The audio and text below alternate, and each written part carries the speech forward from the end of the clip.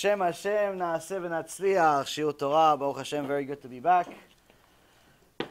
We are in shiur 103 in the MUSSAR Pirkei Avot series. But this is the third shiur, I believe the third shiur or fourth shiur of the same exact mishnah. Shtabach Shemo.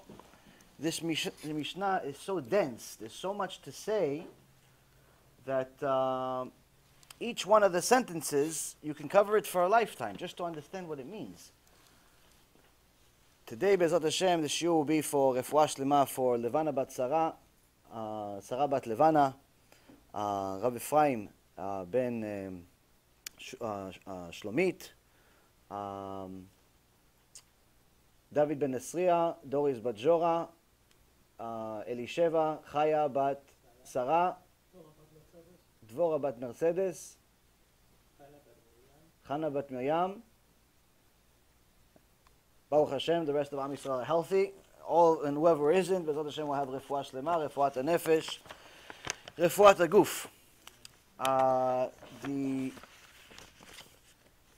world today is Baruch Hashem, getting more and more hectic. Every day there's some more news of things that are happening, and you're literally seeing the nevuot, the prophecies of the of our sages, the prophecies of the actual prophets in the Tanakh coming true. One of them is in one of the midrashim that's been a nevuah that has been talked about for at least the last 20 years, which is that the Milchemet Gog uMagog is going to start when the Melech Iran is going to cause some trouble. The king of Iran is going to cause some trouble, and everyone's seeing already that Iran has been causing trouble for some time, but they've been getting away with it. But apparently recent news showed that the world is starting to get sick of them. At least that's what it seems like. After Israel and their special mission came out and pretty much infiltrated their system and stole 100,000 pages of documents proving that they've been lying to everyone about the nuclear deal. And the United States knows it, meaning they know it now after they saw it, and but it's only been announced to the public over these last couple of days. But the United States has been working together with Israel for at least the last couple of months. Now, the significance of this is that this could very well be the trigger for the next war. This could very well be the trigger for the war, but not necessarily starting with what you would think is logical, which is that the U.S. should attack them tomorrow. Technically, you've been lying to us. You took $100 billion of our money, and so on and so forth. Technically, you should attack them tomorrow, but they're not going to do it. But there are two other possible candidates that may pull the trigger, which one of them being Saudi Arabia, because they've always been looking for an excuse to attack them. The other one is actually Israel. And the reason why is because they're right now, based on the current information, their lives are in danger. If Iran had a bomb right now, they would press the button without stopping. They would press it until they break the button. So Baruch Hashem, they don't have it. But nonetheless, they're lying to the world and they're still developing it. The question is, how long is the government of Israel going to let them continue before they do something? And I think that now they did something very clever, and they pretty much proved that the whole world has been fooled, or at least anyone that's claiming to believe with their story. So Milchemet Gog uMagog, that I already told you guys technically already started quietly almost 2 years ago, is continuing to develop. When Russia moved their submarines full of 200 or more, 200 plus atomic bombs, closer to the U.S., and the relationship between Russia and the United States continued to deteriorate already a couple of years ago, you already saw that everyone is mamash looking to pull the trigger. So just like any other major war in history, the wars usually start quietly. They start with politics.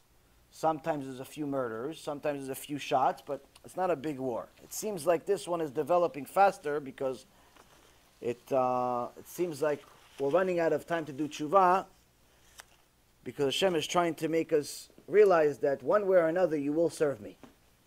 That's what he says to the prophet Ezekiel, one way or another you will serve me. Whether you serve me because it's your own will, you do teshuva, you come to a shiur, you go to a seminar, you watch a video on YouTube, whatever it is going to cause you to do teshuva, or I'm going to force you.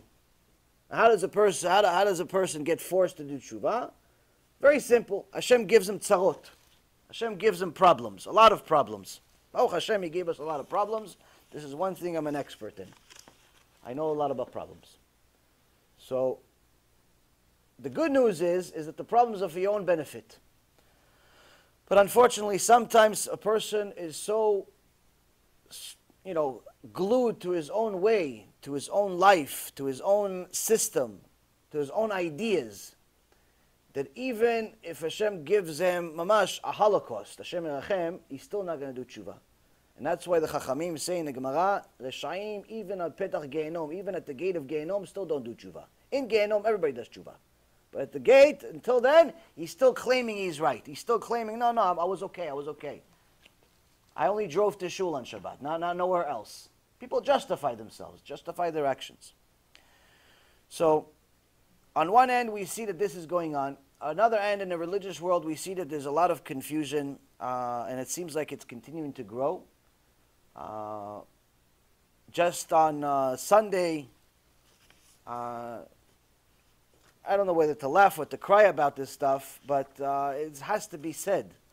It has to be said because the Chachamim told us in the Gemara Masechet Sanhedrin, Rabbi Eliezer ben Horkonos said that the Mashiach is not going to come for a generation either a fully righteous or fully wicked. So Chachamim say it's not possible for everyone to be fully righteous or fully wicked. There's always going to be some of something. Meaning, there's always going to be some righteous and some wicked. So what does it mean? It means that by the time Mashiach arrives, everyone is going to have had to make the choice. What's kasher and what's tameh. What's allowed, what's not allowed. Who's kosher, who's not kosher. Everyone's going to have to make a choice. Now, the most popular religious movement, if you can call it that, or Hasidut, in Israel today, in Am Yisrael today, is Chabad. There are others. There's Breslev. There's many other different smaller Hasiduts. And many people always ask me questions. What do I think of this Chabad rabbi, or this Chabad rabbi, or this, or this? In general, if you look at Chabad and the original founders of Chabad, Baruch Hashem, they were tzaddikim, they were kedushim. You look at the Lubavitcher Rebbe, was Ish Kodesh, had Yirat Shamayim, taught Torah, Torah Emet. You look at the Tzemach Tzedek. You look at the Baal Tanya. You look at Chabad and the founders. Rabbi Zilber wrote the book To Remain a Jew. You see what these people did in their lives to sacrifice for Hashem. Baruch Hashem, people like this, you're surprised Mashiach didn't come already. But then you see horrible stories in the news in different places. This guy did this guy did that, all of these terrible things. And sometimes people say, oh yeah, but this guy was a Chabadnik. How come he did this, and this? So the simple answer we talked about several months ago is worth repeating. Anytime you see anyone, any Jew, with a kippah on, and a beard on, and a suit, and all the, he looks like the typical religious Jew, at least today, typical religious Jew. And right next to his picture is a horrible headline. Don't connect him with the Hasidut. Because it's not necessarily the Hasidut, it's him. He says he's part of Chabad. He said he's part of Breslev. He said he's part of something. But a lot of people say a lot of things. Doesn't mean it's true. Some people wear a costume once a year on Purim. Some people wear a costume all year round. Some people have Yetzirah for wasting seed, for going with married women, for violating Shabbat with all types of ways. Some people have Yetzirah for Hashem Echem, things that even an animal knows it's not right. But unfortunately, to identify the ones that are bad, if it's after the headline, is already too late. person needs to know what to stay away from, even if it's not obviously bad. Meaning, even if it's not necessarily hurting people, you still need to understand what to stay away from. And this is what we've been learning in this mishnah over the last few shiurim, is that there are certain things that happen in the world that cause problems for everyone. There's certain sins that a Jew can make that are not only going to affect him, but they're going to affect his neighbor.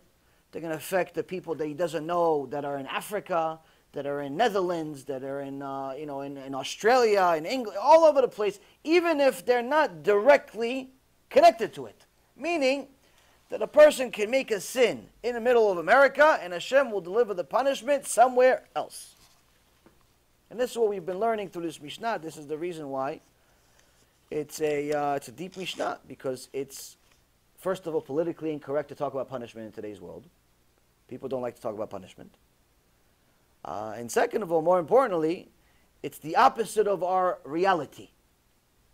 To say that I'm going to do something, chas v'shalom, and then someone else is going to suffer from it, doesn't mean that somebody else is running the world in a non-humane way, meaning it's divine. It's not something that's logical to us. It's not rational.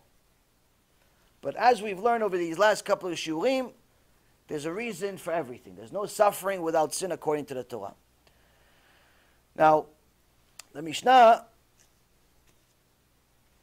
says the following. We'll read the whole Mishnah and then we'll go over to the parts that we haven't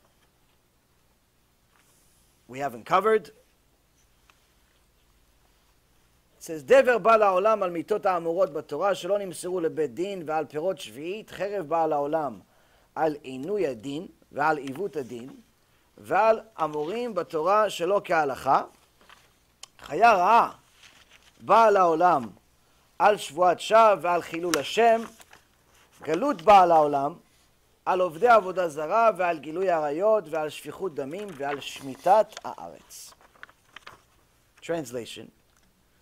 Pestilence comes to the world for death penalties prescribed by the Torah that were not carried out by the court. Meaning that according to the Torah, in the days of the Sanhedrin, someone was supposed to get the death penalty. He drove on Shabbat. He mokoshesh etzim, he gathered the wood and carried it from private to public area without an KIRUV. He got warnings, he didn't follow it, and that's why the Gemara says that Hashem had Moshe Rabbeinu and Am Yisrael kill him. It's the first Mechalel Shabbat in history.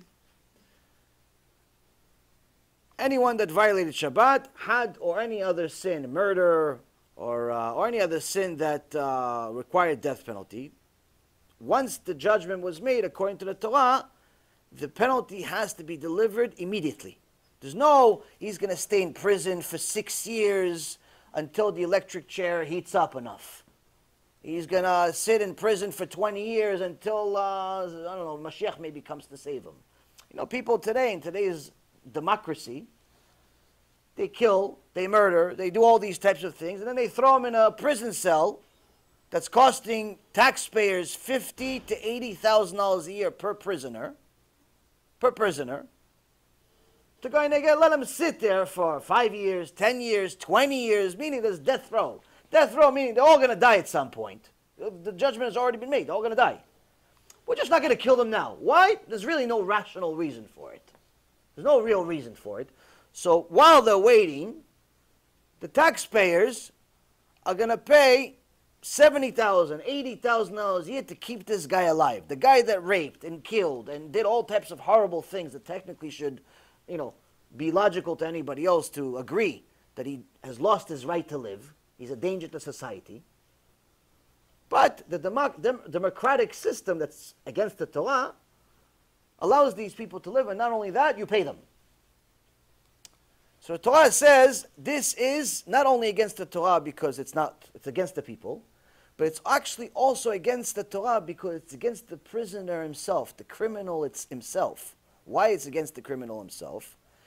Because if the person knows that he's going to die, but you don't tell him when, then technically, if he has some type of sanity in his head, he's suffering every second, not knowing when's the last day. He doesn't know when's the last day. Why are you letting him suffer? He's suffering already enough, meaning he made a crime. Okay, there's a punishment for the crime. That's it, punish him.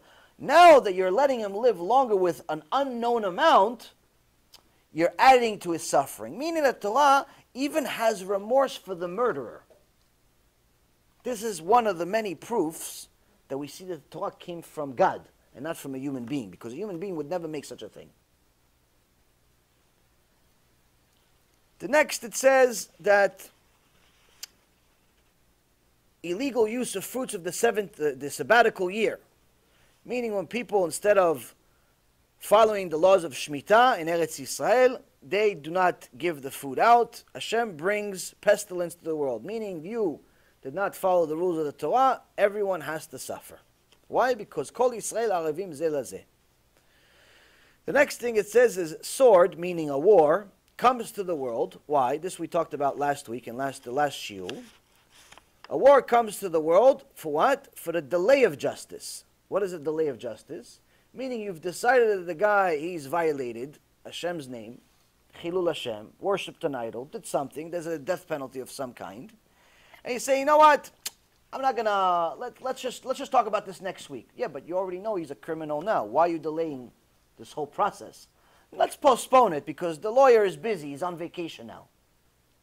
This is, by the way, how the justice system that's not according to the Torah gets manipulated all the time. That the lawyers fight in order for them to, in one way, to earn more money, and another way to get their clients more time, they postpone the cases and they convince each other's side to adjourn and adjourn and adjourn and adjourn. And a case that should be decided in 20 minutes, 20-year case. The guy's been guilty for 20 years. But we adjourned it. We got him time for 5 years, for 6 years, for 8 years, for 10 years, and so on. So delaying justice brings war to the world. Another thing is perversion of justice, meaning you're changing the law. You decided that because there's a, let's say, for example, a legal battle between a rich guy and a poor guy, and you decided, listen, according to the proof, according to the evidence, the rich guy's right. The rich guy's right. The poor guy owes him $1,000. But the poor guy doesn't have any money, miskin. You feel bad for him. You want to be a nice guy. You're the judge. You want to be a nice guy. Say, listen, the rich guy's a billionaire. What is he going to benefit out of the $1,000 the poor guy's going to give him? Poor guy doesn't have any money to eat. You know what? I'll do the opposite. Not only I'm not going to follow justice and not make the poor guy pay the rich guy, but on top of it, I'll make the rich guy give him a few dollars because it's not going to hurt him anyway. He's got $1 billion. Now he has 999,999,000. It's fine. It's no big deal. You've perverted justice. You've perverted justice. Perversion of justice brings war to the world. It's not just war to a person's house, shlom bayit problems, kid problems, but mamash, according to our Torah, brings war to the world. Why? Because you're manipulating the Torah. Once you manipulate the Torah, Hashem wants to destroy the world. Rabbi Yaron Reuven, his Hilula was just a couple of days ago, had a very famous, many very famous statements, and he actually said to his son, who was a scribe. Rabbi Yaron Reuven himself was a scribe, wrote Sifrei Torah. And he told his son, be careful when you're writing the Sefer Torah, because one mistake can destroy the world. What do you mean one mistake can destroy the world? Okay, so you wrote, you have 305,800 letters. 304,800 letters. It's a lot of letters. You make one mistake, you forgot. The Yud, sometimes the Yud looks like a Vav, just a small Vav. So sometimes if you're not careful enough, the Yud, the ink can bleed, and now it looks like a Vav. That's a mistake. It's a tiny mistake. It's a microscopic mistake. Rabbi Yaron Reuven tells his son, you make this mistake, you can destroy the world. Destroy the world? Magzim ktsat, no? You're a little machmir. A little too much, no? Relax, okay, I made a mistake. No, you destroy the world. Why?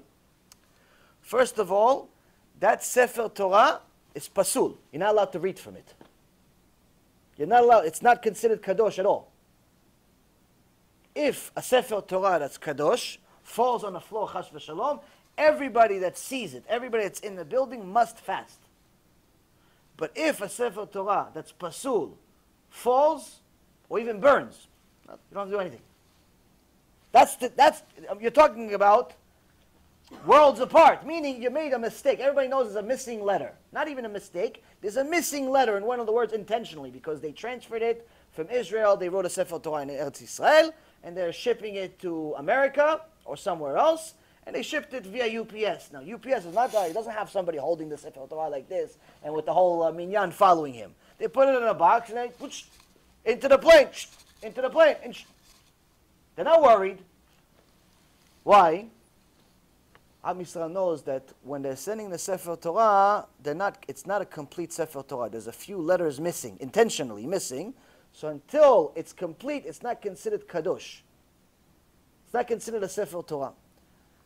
Okay, so now we understand it's not kadosh. Fine, but still you have to have respect for it, no? Rabbi Meir says, if you made a mistake in it, you're destroying worlds. Why are you destroying worlds? Because the Hebrew language, unlike any other language in the world, the Sfat HaKodesh has significant changes that could happen with even a simple dot. It can change up the entire word. A letter can change the entire world. So for example, if let's say there's a verse in the Torah that says Hashem Emet, his signature, Hashem, his signature is Emet, truth. That's his signature, meaning he cannot change the truth. This is why anyone that thinks that Hashem is going to be a mevatel, he's just going to let go of his sins. He's going to make all the sins he wants.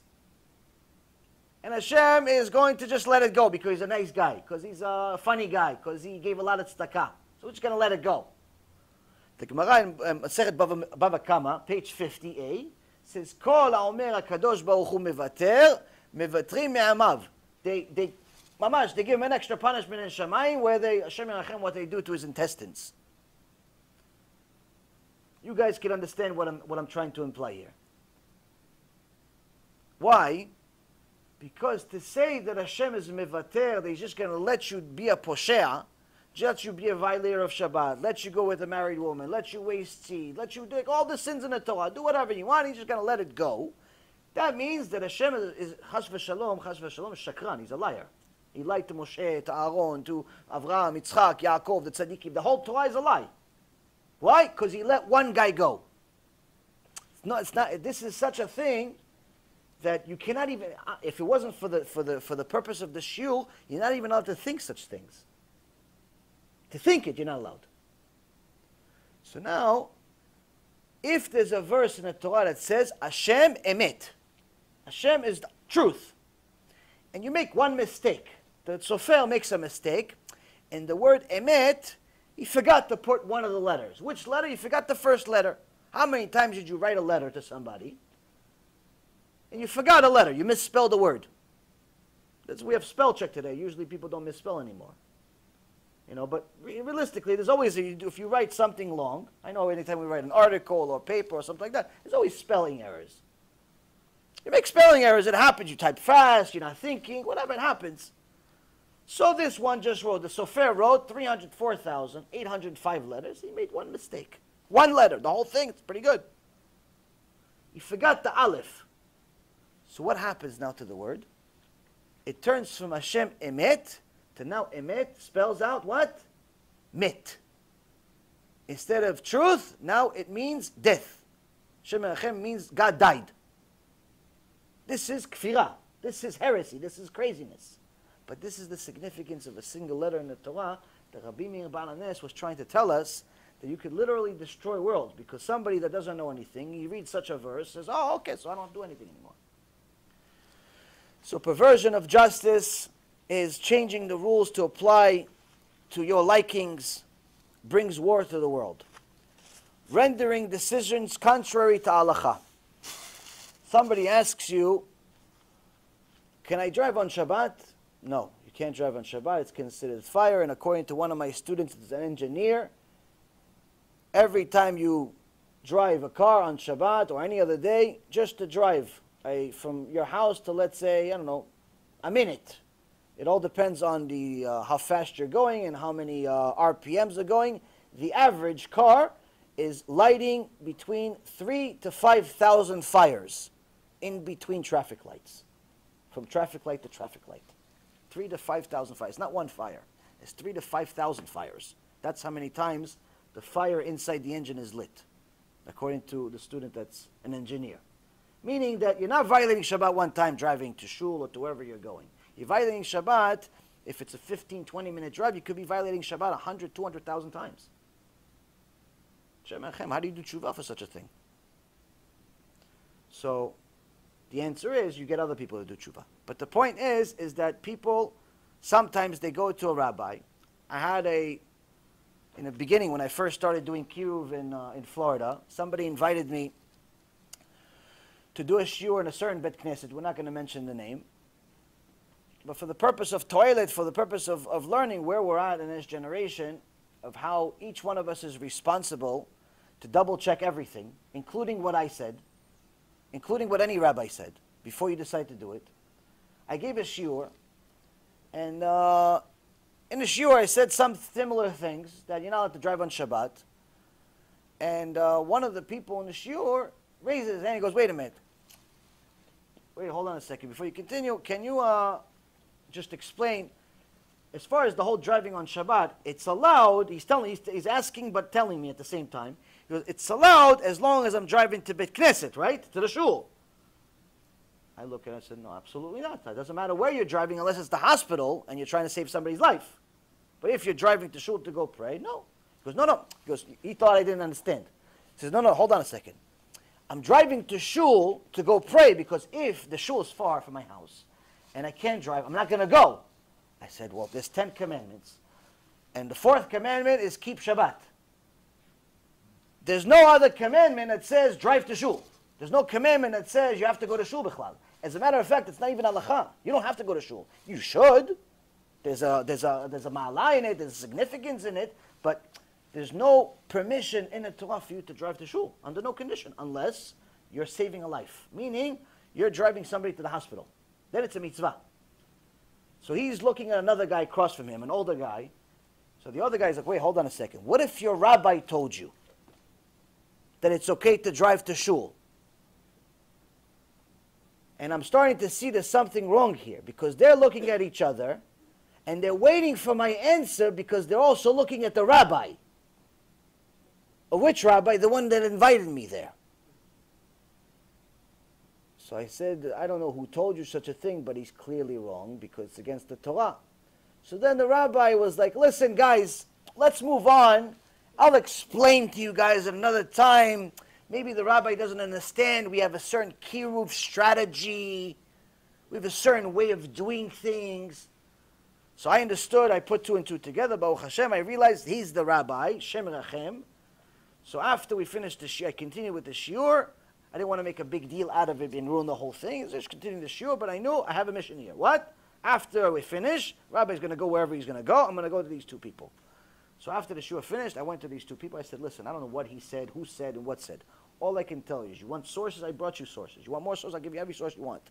Anyone that tells you to drive on Shabbat, unless it's to the hospital, is 100% lying to you. And there's no permission whatsoever.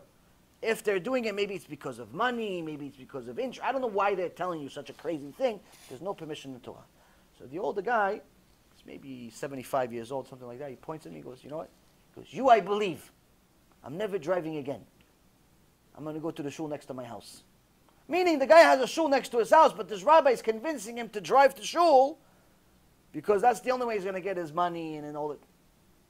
So this is people that make decisions contrary to halacha for their own personal interest, whatever that interest may be. We have to be careful. Even if whoever you call your rabbi told you something wrong, it doesn't remove you from sin itself. Meaning, ignorance is not bliss in Judaism. Being ignorant is not an excuse for sinning. Because you are obligated to learn Torah every single day anyway. With a rabbi, without a rabbi. If your rabbi is the biggest rabbi, the smallest, it doesn't make a difference. If you live in the middle of Antarctica, and your next door neighbor is a polar bear, and then there's a penguin somewhere down the street, and they come visit once in a while to study Chavruta with you, you're still obligated to learn Torah. It doesn't make a difference. If you have a Sefer Torah in front of you, you have to learn Torah. And in today's age, there's no excuse not to learn Torah. It's so easy. You don't have money for books. You have a phone? Okay, press a couple buttons on the phone. You have a Sefer Torah in front of you. You can't read, you could listen, your ears work, okay, you can listen to shiur Torah. It's so easy to learn Torah today. There's no excuse, oh, I didn't know. If you drove 200 miles an hour on a highway and the cop pulled you over and he said, oh, I didn't know there was a speed limit. Sir, we don't care you don't know. You put other lives in danger. You put your own life in danger. We're going to take away your license. Yeah, but I didn't know. It doesn't make a difference. It does not absolve you from the crime. Ignorance is not an excuse. Not in law, civil law, and not in Torah law. You cannot go up to Shammai and tell him, listen, I was too busy making money. I didn't have time to learn Torah. There's no such excuse. So even if we have rogue rabbis, rogue leaders that are telling you things wrong, you cannot use as an excuse. All it means is that they get punished also. That's all it means. So up to here we see that these things, these types of decisions that seem like it's not really a big deal or seem like it's more of a personal event, obviously have a lot of weight for the rest of us. So now it continues, the Mishnah continues, and it says, Chaya ra'a ba'a la'olam al shvuat shav ve'al chillul Hashem. Wild beasts come upon the world for vain oaths and for the desecration of God's name. So, first, let's understand what does it mean. What is a chaya? Chaya, we're thinking, oh, well, a lion's going to come to Aventura and bite all the mechalel Shabbat. Chaya doesn't always mean chaya. Chaya, animal, doesn't always mean an animal. The Gemara in Masechet Kiddushin talks about how even in the days of when there's not going to be a Sanhedrin, it still does not change the fact that Hashem is still going to deliver punishment the same way that He would have when the Sanhedrin was around, just in different ways. So we went over this last week. There's no need to go over it again. But the point is that, for example, a chaya, when the Torah talks about how there was an animal that would attack people, if the Sanhedrin did not punish them, and an animal would run them over, I don't know, a big bull would break away and run them over. So in today's world, this is the equivalent of a car accident. This is the equivalent of airplane crash. This is the equivalent of a terrorism. And the clearest is a terrorist. Because you see these terrorists, Hashem Yerachem, they blow themselves up. This is worse than a chaya. This is worse than an animal, these people. And we need to know that these things are not just happenstance. They don't just happen. The terrorists didn't just get the permission from Hashem to be, to do what he wanted, and Hashem just didn't pay attention. Everything happens for a reason. Everything. So this chaya ra'ah, this terrorist, in essence, is getting permission from Shamayim to fulfill what he desired. He, in essence, himself desired to be a terrorist and to kill somebody. But Hashem is the one that's going to allow it to work.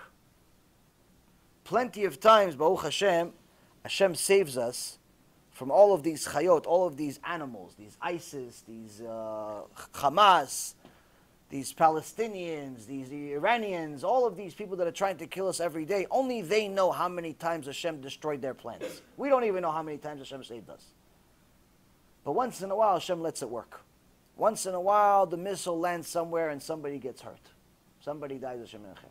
Once in a while, somebody gets stabbed. There's a phenomenal story. I think I told you guys the story recently, but it's still worth mentioning again.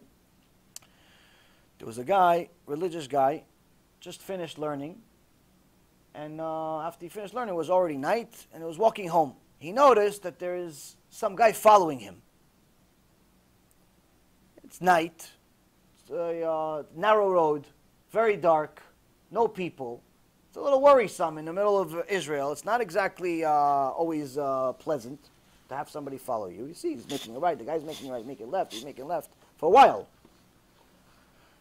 Eventually, he walks eventually, and he gets to his house, and the guy continues.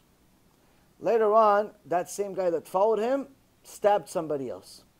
Mamash, he was a terrorist, and he stabbed somebody else. So they arrested him, and they said, we saw you following. They saw the cameras, they tracked him or whatever, and they saw you. We were following somebody else. How come you didn't do something to him? They asked the terrorist, the Arab. And he said, oh, I was waiting for his two big friends to leave. I was following him for a while, trying to kill him. I wanted to kill him. He was my target. I saw him, I looked at him, he was my target. But then all of a sudden, as soon as I decided, these two huge guys showed up, his two friends. So I was waiting for them to leave. Followed him. These people were going with him all the way to the house. I didn't know who they were. I couldn't handle all three of them. And in the end, he ended up going to his house. And those two friends followed him. So they called the guy that almost died. And they tell him, who are these two friends that were with you? He says, which friends? The two people that they saw him, the murderer. They goes, yeah, I saw him. He was following me. I didn't know he was a terrorist. He goes, yeah, he said he didn't kill you because you had two friends with you. Who were these other two? We need the witnesses. He says, there was nobody else with me. He goes, sir, he says he saw there was two people with you. He goes, there was nobody with me. All I was doing is as soon as I realized this guy's following me, is I continued repeating the mishnayot in my head that I learned in the kollel that I just left. I continued repeating what I learned. Please, Hashem, protect me. I don't know who's behind me. What'd you learn about? Oh, I learned about different things, about malachim, shamayim, all these different things. Apparently they showed up too. Hashem protects us. Sometimes we don't even realize we're being protected. But the chaya ra'ah is always there. The animal is always there. Once in a while, Hashem lets him loose. So now it's telling us here that these wild beasts, these ISIS, these terrorists, all these psychopaths, why does Hashem allow them to do what they're doing? So the first reason is when we take Hashem's name in vain. We swear, we make an oath for the wrong reason. Now, Rabbeinu Yonah says that the significance, the most significant reason of why Hashem allowed man to speak is in order to make an oath. To make an oath. Why? Because you're swearing in His name. There's a significance for it. But if you're doing it the wrong way, you have the opposite effect. So what's the wrong type of oath? There are two types of oaths that the Ten Commandments, the third commandment, says that you're not allowed to use Hashem's name in vain. So the Gemara in Masechet Shvuot, page 29a, says there are two types of oath that you're not allowed to make under any condition. The first one is to swear in Hashem's name that a marble is a marble, meaning that something is obvious. Something is obvious. You say, oh, what, you have a book in your hand? And you say, oh yeah, I swear such and such. I swear I have a book. Wait, but I see you have a book. You don't have to swear. You're just using Hashem's name. Well, like you're using, it's like it's Mikey. And unfortunately today, people swear in Hashem's name. It's almost like a slang, especially in Israel. I know growing up, anytime you had a debate with somebody, so, no, I swear to my mom, I swear to my sons, I swear to myself, I swear to this, I swear. People swear like it's nothing. And this is a very, very big problem. This is not only a violation of the Ten Commandments, the Torah itself, but also this brings problems for Am Yisrael. The second thing is to swear that something wooden is actually gold. Meaning this is also obvious, but it's the obvious of the opposite. It's obvious that you're lying. It's like somebody swearing that we are, instead of me holding a book, I'm holding an airplane. This is ridiculous. This is, again, using Hashem's name in vain. So the Even Ezra said that in his generation, this is almost the generation of the Rambam. Generation of the Rambam. He says, people have become so accustomed to making oaths for no reason whatsoever. He writes himself, I can prove to you that it's the worst possible sin from the rest of the commandments. Making this oath. Meaning you have the Ten Commandments, don't, Hashem is the only God.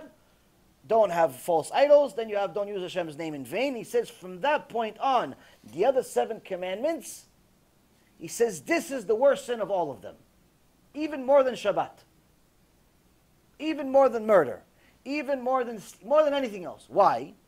He says, because this is the one sin you can make so many times every day to the point that you forgot you made the sin. He says, even Shabbat, you can only make the sin once a week. Shabbat once a week. He says, even murder, you can't murder whenever you want. Even stealing, you can't steal whenever you want. You have to wait for the right time and the right place and so on. He says, these other sins, you're limited to when you can do it. But swearing in Hashem's name, you can do it so many times you forgot you do it. And when somebody tells you, listen, did you swear in Hashem's name? No, I swear I didn't. You're so delirious of the truth that you forgot you did it, that you're actually doing it while you're saying you didn't do it. That's how irresponsible sometimes a person's speech can be. There's such a point that he forgets that he's actually making a sin. So he shows up to Shamayim, he thinks he's a tzaddik, and they judge him as a rasha, and he's surprised. He thought he was a tzaddik, he kept Shabbat, he kept kosher, he had talat mishpacha, all the things. They said, yeah, you're going to go to section 6 over here in Gehinom. Why not? Why? You learned Torah. You learned Torah? What Torah did you learn? No, I swear. Exactly. I said, exactly. That's why you have section 6 over there. So that's the thing, is that a person needs to know that Hashem gave you the power of speech, and you have to be careful with what you say. I remember when we were in the business world, this is the main thing that I tried to train all of the salesmen that worked for me, all of the assistants, is that it's better off you don't talk than say something foolish or say something dishonest. It's better off you don't say anything. Say, I don't know. Somebody asks you a question you don't know, say, I don't know. You don't know. You don't have to know anything. You're not being paid to know everything in the world. But to lie or to make up a new truth, now you're digging yourself a hole that you're not going to be able to get yourself out of, because eventually you're going to forget that you lied. So for example, a lot of the people that work in the investment business, they start young. Now people, for some reason, at least when I was in it, thought that being young is a bad thing. So they would lie about their age. So the guy would ask them, their client, that's, by the time he has money, he's already in his 50s, 60s. So he's asking this young guy, how old are you? I'm going to invest $100,000 with you, $500,000 with you. I want to know, I'm dealing with a grown-up. How old are you? And the kid that's 25 years old will lie, no, I'm 35. I'm 40. And this is ludicrous. Number one, I don't really think the guy's going to care that much. If he does, you probably don't want him as a client to begin with. It has nothing to do with your age. Second of all, you have to remember that you lied to him. Because if he asked you once, most likely he's going to ask you again. Most likely he's going to meet you one day. And he thinks he's meeting a 45-year-old, and you're a little puppy who just got out of your diapers. You have a problem. And this is one of the biggest things that people simply don't account for. When you're lying, you don't realize that it's much more difficult to live a lie than to live the truth. Because you have to remember who you lied to and what did you tell him. Because if you lied, you're not giving everyone the same lie usually. You told him you're 35. The other guy you told me you're 37. The other guy you told him you're 42. The other guy you told me you're married with 3 kids and you don't even have a girlfriend. You keep giving people different lies. You have like 87 different lives. They remember it because they only know one version of what they think is true. You, on the other hand, you've lied to so many people you forgot what's true. One of the guys that I had to fire because I found out he was lying, after I heard, the guy was talking to one of his clients. Sorry. The guy was talking to, not a client, to a prospect. And one of the people in my office brought this to my attention, so I went and overheard his conversation. And I started seeing this kid is telling, he's not a kid, he was in his 30s. He's telling his client, yeah, I'm going to go on my boat this weekend, and yeah, we're going to fly. I have this private jet I just got, and I'm going to do this, and I'm going to do this. And he's pretending to be a multimillionaire. Now, I know he's not a millionaire, and the reason why is because I'm writing his paycheck. I know what he makes. So he's pretending to be Rockefeller to earn this guy's business. And after he finished the call, I had a meeting with him. I told him, where are you going with this? He goes, wow, what's the difference? I said, exactly, what's the difference? Why are you lying? And I realized those other issues with him, I had to fire him. And the reason why is because if they'll do it for you, they'll do it to you. My wife, God bless her, taught me this rule a long time ago, that people don't do something just once. In the business world, there's something called poaching. Poaching means that you're trying to get your competition's employees. Instead of going to find somebody from the street and train him, invest a lot of money into him. Every guy that came to my office had to invest $150,000, $200,000 into him until he became something, maybe. It's a lot of money to invest into a guy. It's easier to just go get somebody that works for your competition, that you already know he's really good.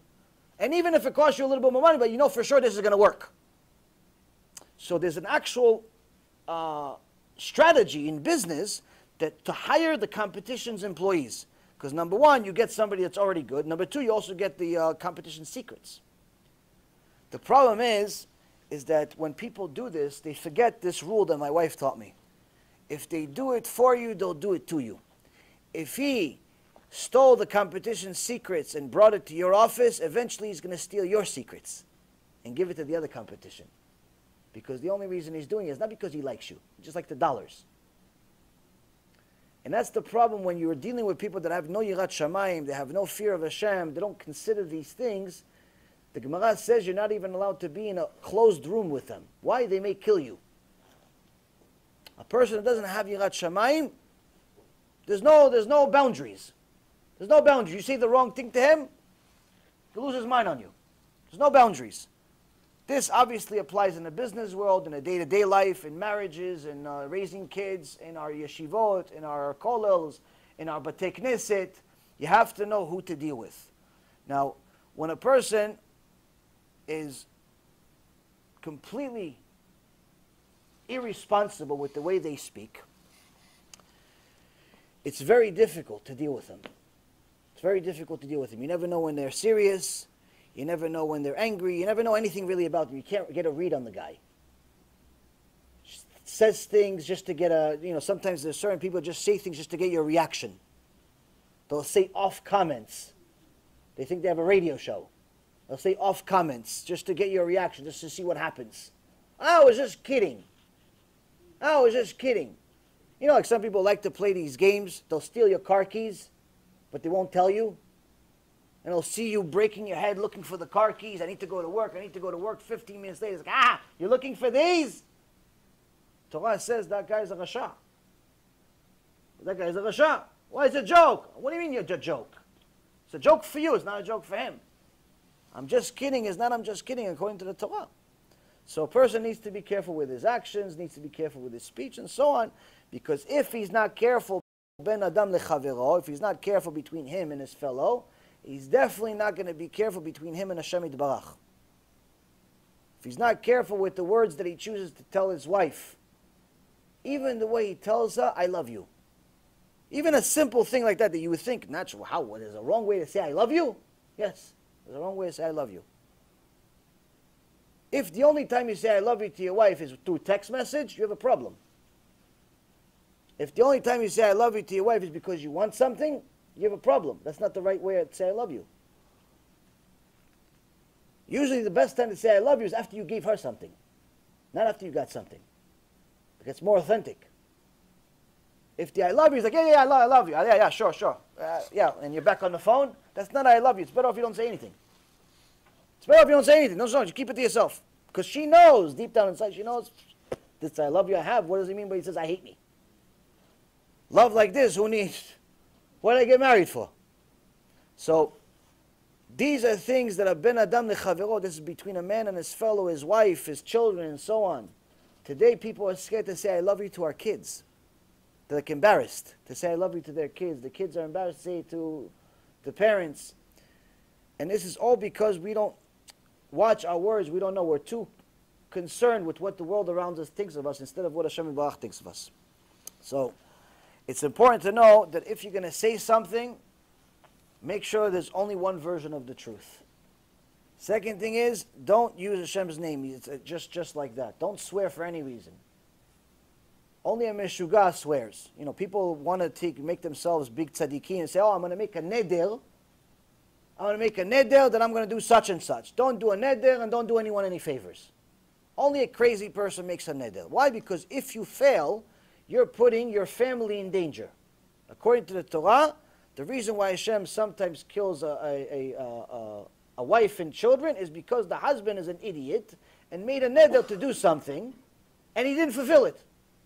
Oh, I'm making a neder, I'm going to pay you back. And it happened that he didn't pay him back. He forgot. Not because on purpose. He forgot. He simply forgot to pay back. He forgot to pay back. He forgot to show up. He forgot to do something that was simple. According to Shamayim, now they're going to start looking at the entire cheshbonot of everything else, and you've literally put other people in danger. Hashem does not judge the world like a human being. So it's critical for people to know that the commandments are not just for history, chas v'shalom. So that's the first thing.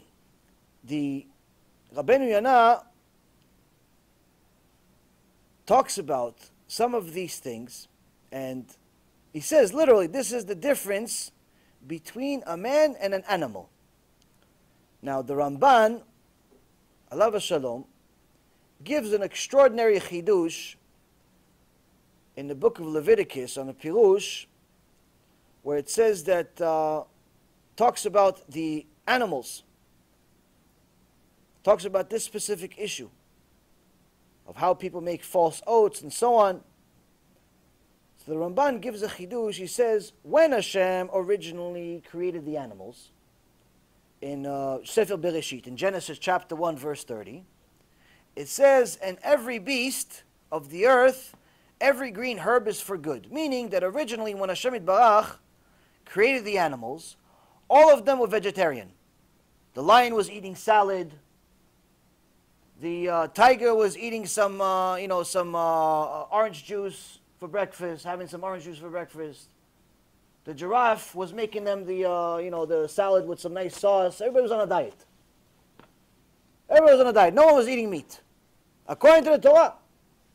So the Ramban says, why did Hashem change this? Why did Hashem change this? Now, if you're going to say, yes, of course, we know, this is not a chidush. We know that after the generation of Noach, Hashem changed the world. Everything went down a level. Everything went down a level. And man had to, originally man was also vegetarian. Man was also vegetarian. But after everyone sinned, including the animals, everyone went down a level. And now officially Hashem gave Noach the 7th mitzvah. First 6 mitzvot he gave to Adam Rishon. The 7th mitzvah he gave to Noach, which is, don't eat an animal when it's still alive.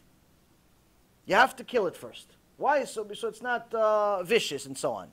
That's the 7th mitzvah, and that's why the 7 laws of Noach are called by Noach's name, because he got the last mitzvah. Which means that only after Noach, only after the flood, did even mankind become a meat eater. So that explains only part of the question. That only explains why man started eating animal. It doesn't explain why the animal started eating animal. Why did the animal start eating animal? Why did the lion start becoming, his favorite food became chicken with some zebra on top? Why? He likes the zebra with a little sauce on it. Why? Why all of a sudden? Last week he was hanging out with the zebra. Before the Mabul, they were hanging out together. Shem Echem, some of them even became boyfriend, girlfriend. Now he's eating. Now he's eating the zebra. Now he's eating the giraffe. Why? The Ramban says the reason why Hashem made the animals carnivorous, meaning meat eaters, was only after Adam HaRishon sinned. Why? Because now they had a new mission in life. What's their mission? They're going to be used as messengers to punish men. Meaning the only reason why the lion started eating meat was so Hashem can use him to go punish the man that sins. Hashem Elohim.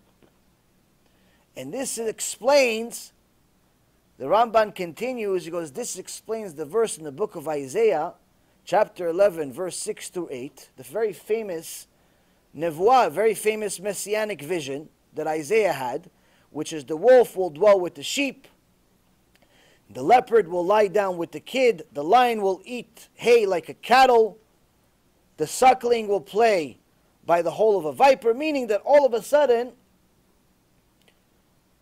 everyone's vegetarian again.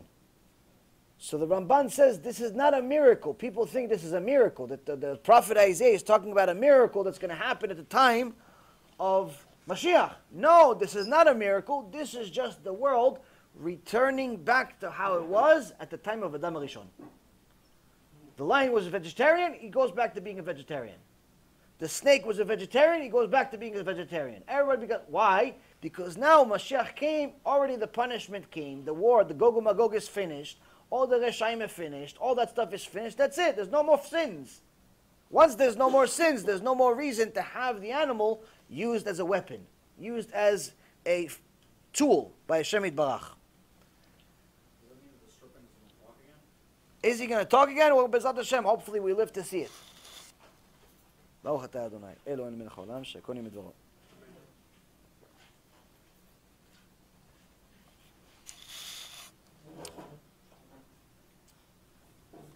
So here we see that a little bit more commentary, a little bit more explanation of some of the things that are going to happen in Mashiach and how it has to do with us. But now, the other aspect, the other reason of why this chaya ra'ah, this wild beast form of punishment comes to the world, we see how it actually has already been used in history. In the book of Daniel, the prophet Daniel shows how Hashem runs the world, specifically with this midah, with this specific thing, this tool specifically. He says, who's the chaya ra'ah for? Who is the wild beast for? For the Rasha, not for the tzaddik. So the prophet Daniel, almost 3,000 years ago, 2,500 years ago approximately, they threw him where? They said to Nebuchadnezzar, hey Nebuchadnezzar, this guy, you said a commandment, no more prayer, no more mincha, no more arvit, no more shachrit, no more praying, no more Judaism, no more nothing. What did this guy do? We went into his house and we saw him praying. He's going against you. Throw him into the lions. They threw him into the lions. What happened with the lions? All the lions, now before you throw them into the lions, they wanted to make a whole theatrics out of it. They wanted to do a whole show. So what do? They starved the lions to make sure that as soon as they throw anyone in there, there's nothing is going to be finished. They throw Daniel in there. All of a sudden, all of the lions become little puppies. They come, they play with him, they hang out with him, they lick him, like he's their long-lost friend. Long-lost friends, they've been waiting for him all this time. Yeah, but you're hungry though. You haven't eaten in 3 days, 4 days. Doesn't make a difference. He's your friend, you like him, he trains. Doesn't make a difference. You're supposed to eat. You're going against your nature. 1 day, 2 days, 3 days, 3 days like this, they say this is already a joke. He's not eating, they're not eating, no one's eating, and nothing's happening, and they're all making fun of us. It's mamash a joke. To all of us, say he's a ish kodesh, take him out. They throw somebody else in there to see that, maybe this was all conspiracy. Literally, the guy that threw him in there, they threw him into the hole. The lions ate him in midair. He never arrived. He never actually hit the floor. They finished him in midair. But Daniel walked away. Oh, see you guys later. Bye, lions. It was fun hanging out with you for 3 days. Now, this is nice. This is a nice story. But it was, come on, it's 2,500 years ago. So we think it's not really relevant to us. So, Baruch Hashem, the Or HaChaim HaKadosh had the same exact thing. How so? Or HaChaim, his whole life was Torah. But of course, he didn't have the option of just learning all day. He had to work in order to make money. Most of the Chachamim in previous generations would work to some extent, but they wouldn't work like us where we become slaves to the money. They would work literally just enough to make money to survive the day. Just enough money to make, okay, you need $5 to survive the day. As soon as I make $5, I'm finished. So what he would do, he would make garments. So one day the king, I think it was in Morocco if I'm not mistaken, wanted to get a special suit. They said, oh, you got to go to Or HaChaim. Or HaChaim HaKadosh, he makes good suits, so on and so forth. Okay, so they went to him, said, we want you to make a suit for the king. He said, I'm sorry, I already finished for the day. What's finished for the day? He goes, I finished for the day, I just finished. I made what I need to make today, and that's it, I finished. He said, no, it's the king. It's not some big client. You have to make something for the king. Tani Dibu. Now I'm not talking anymore. Now I have to learn Torah. He starts learning. He's ignoring them completely. I think this guy's crazy. Okay, we're going to come back tomorrow. They come back the next day. So listen, you have to make the king a suit. Finished. He's already finished for the week. He made enough money in one day for the whole week. It's finished. He's not studying anymore. He's not working anymore. He made the $5 he needs to make for the whole week. He's finished. He refuses to take the job, but this is $1 million job. It doesn't make a difference. I made just enough to survive. I'm not working. Now, when you say I'm not working to a big client, or sometimes you just don't want this client. Sometimes it's better off not to have the client. Certain clients, they're kaparat avonot. You're going to have them, you're going to suffer. With all the money in the world that they can have, all the business in the world they can give you, it's better off not to have them. There's certain clients that are litigious. They're looking to sue you. Before you even did anything, they're already looking to sue you. Before you already did anything, they're looking to complain about something. Certain clients just like that. It's better off not to have them. But here, this is not the type of client that it's like that way. Why? This is the king. King tells you what to do. You have to do it. Whether he's going to pay you or not is irrelevant. Or Chaim was not really considering the fact that this guy is a king or not. Why? Because he only has one king. Hashem Yitbarach is the only king he follows. He says, I finished working, I'm done. Now the king says, arrest this guy and send him to the lions. They take Or Chaim, they throw him into the dungeon with the lions. What happens? Same thing like Daniel. Lions become his friends. They sit over there like little puppies. He starts reviewing mishnayot and gemarot in his head, learning Torah with the little lions next to him. 1 day, 2 days, 3 days, mamash, the same exact thing as the prophet Daniel. Only difference is this happened 300 years ago instead of 3,000 years ago. Meaning that once a person becomes kadosh, the rules of nature that apply to the rest of mankind do not apply to them. This is the reason why they call them Or Chaim HaKadosh. Chaim ben Atar is his real name. So, these principles of Hashem using this chaya ra'ah, this evil animal, this form of punishment, applies to the ones that deserve the punishment. But anyone else that focuses their life on doing what Retzon Hashem, doing the will of Hashem, has nothing to worry about. This is what I always talk to people about in regards to some people love to talk about Mashiach, what's going to happen when Mashiach comes, what's going to be, what's going to be, what's going to be. First thing you should be worried about, are you going to survive?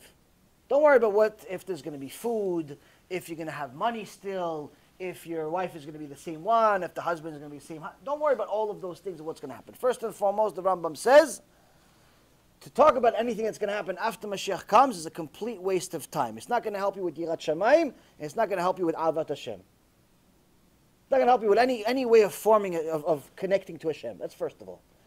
Second of all, who says you're going to survive? Are you so sure of yourself that you're such a tzaddik that if Mashiach comes, you're going to be okay? First, let's be concerned about surviving. Meaning survive, meaning be a tzaddik.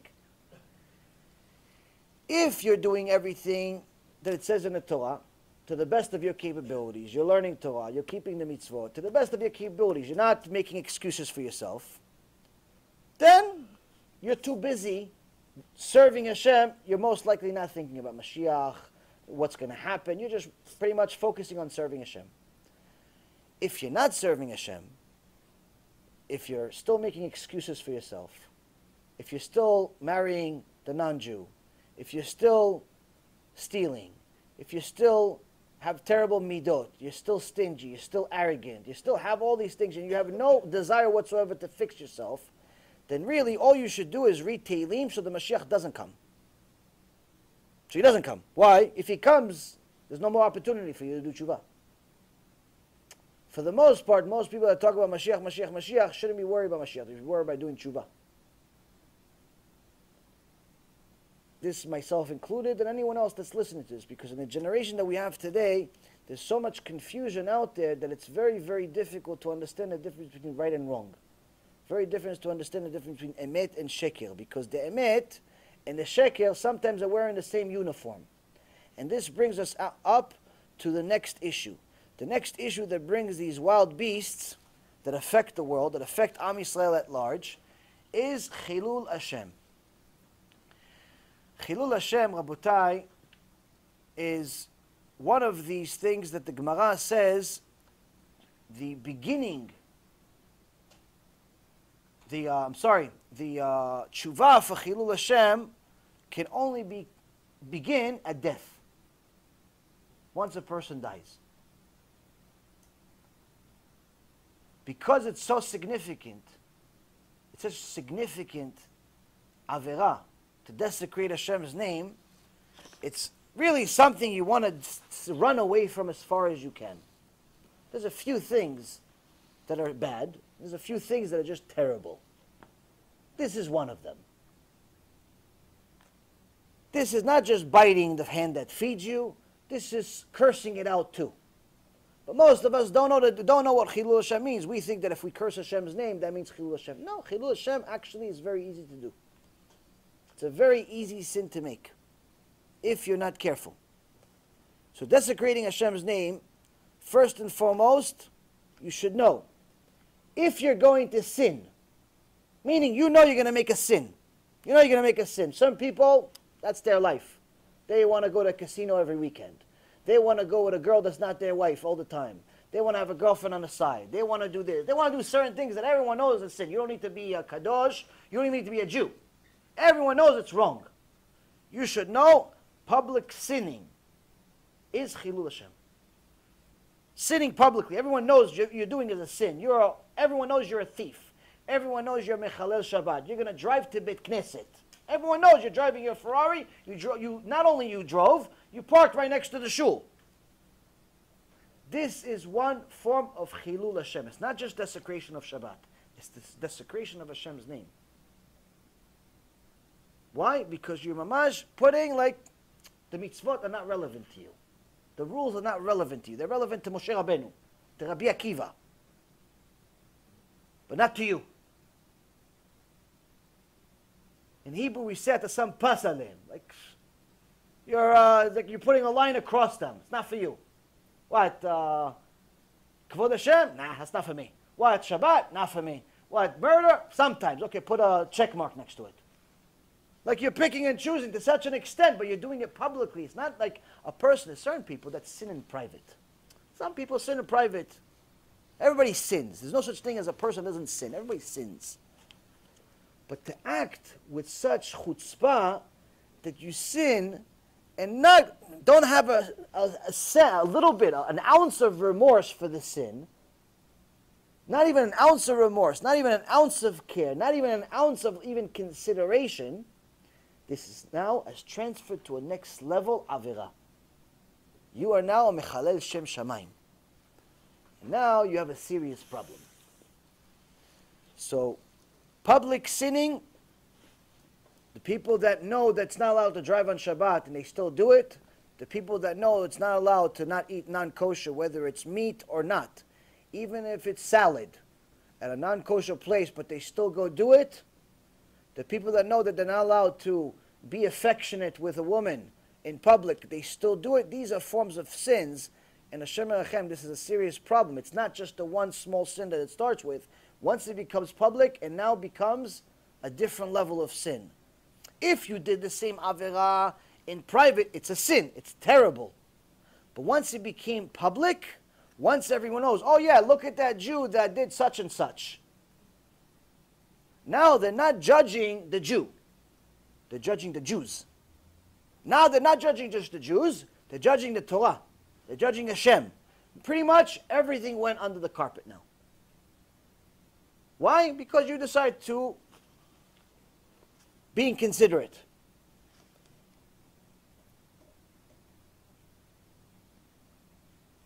So, Rabbeinu Yonah and Meiri both say, if a person is not cautious regarding Hashem's kavod, such a person deserves to be trampled by these animals. Meaning, it's midah keneged midah. Now, some of this stuff is tough to hear, probably all of it. But the reality is, Rabotai, this is not a chidush to any of you. None of this is a chidush. Nothing that I said is actually a chidush. Why? You read it at least twice, if not 3 times a day. Who prays every day? Most, Baruch Hashem, all of you, I'm assuming, are praying at least once, twice, or 3 times a day. Now, all of you say Kriyat Shema. Kriyat Shema It says everything I just said up to now. What does it say? After you say Shema Yisrael, Adonai Eloheinu Adonai Echad, it starts, Ve'ahavta et Hashem Elokecha, b'chol levavecha, b'chol nafshecha. You loved Hashem with all your heart, with all of your life, with all of your money, your possessions. And you have to follow His commandments and teach Him to your children. And you laid the tefillin, you wrapped them around your arms and your head. And you put the mezuzot on your doors. But then it continues, the verses from the book of Deuteronomy, Sefer Dvarim, chapter 11, 13 to 21. It says, if you don't do everything I just said,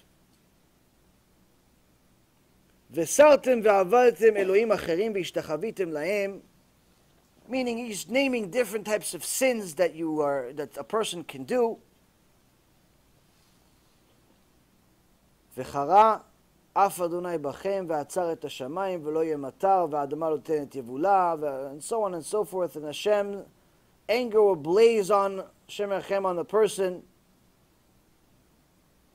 and He will restrain the heavens. There will be no rain, there will be drought, no parnasa, no shlom bayit, no refuah shlema, no nothing. All the disasters in the world, He tells you every single day, twice to 3 times a day. If you do Kriyat Shema before Alamita, it's 3 times. If you just do the minimum requirement, which is morning and night, twice a day, Hashem remind you of everything I just said for the last hour. You need to know, if you do everything good, shrecha. Shrecha, you'll have great. If you don't, you should know, you're messing with the wrong party. And Rabbi Ephraim said to a person that he saw, he went to this, they had this event, and they were at this fancy place, and the waiter brought them wine, and he said, listen, I can't open this wine. He says, why not? He says, because I'm mechalel Shabbat. I don't keep Shabbat, and it's yain lo mevushal. It's an uncooked wine. So if Mechalel Shabbat opens an uncooked wine, you're not allowed to drink the wine. According to Halacha, doesn't matter. Ashkenazi, Sephardi, doesn't make a difference. And he knew enough about Shabbat that he knows that he's not allowed to give them this yain lo mevushal. So Ephraim tells him, he goes, later on they got to it, he says, why are you messing with Hashem? Why are you messing with Him? Don't you realize, I mean, you take this into consideration? You're not messing with one of your friends. You're not messing with the government. You're not messing with your boss. You're not getting your boss angry or your customer angry. It's not your wife or your husband or your kid or your neighbor or even the government or the president. You're messing with Hashem. Why are you messing with Hashem? Like, if you know that the Torah is real, if you know that Hashem is real, and you know at least one rule of the Torah, it says Mechalel Shabbat is considered 100% an idolater, meaning that if he takes the wine, he puts it into your cup, you're not allowed to drink it. He drinks from the cup, you're not allowed to drink it, if it's lo mevushal. You know these things, and you still do it. Why are you messing with him? What do you think, he's your buddy? He's going to let it go? He says, what is this like? This is like there's one of the, sometimes you see these people that are really big, like huge people, they work out, they can lift a mountain. Huge people, and there's a little guy, it's like 4 foot nothing, comes in, like slaps him in the face. Pah! Now, even if the big guy, he's big, he's not going to just move every time somebody says move. He takes the slap like a champ, he looks at the guy, laughs. Doesn't do anything. Next day, the little guy, little midget comes, takes a fist this time, tah! Big guy is got his attention, but still, it's like he feels bad. Little guy, he thinks it's funny, it's cute. He just punched me in the face, but he's so big. He's like Amalek, the guy. He's like, whatever. Third day, the guy is taking a bat this time. Little guy, the bat's bigger than him. Ta! On the big one. This is not what. Even if the big guy is Avraham Avinu, at some point he's going to react. At some point he's going to do something. Even if he's big, he's huge. Le'avdil, Hashem yitbarach. You're a little guy, nothing. We're all nothing, less than nothing. We're going to Hashem every Shabbat with the car, with the cigarette, with the TV, with the iPhone, shmyphone, this phone, that phone, all the nonsense that we do.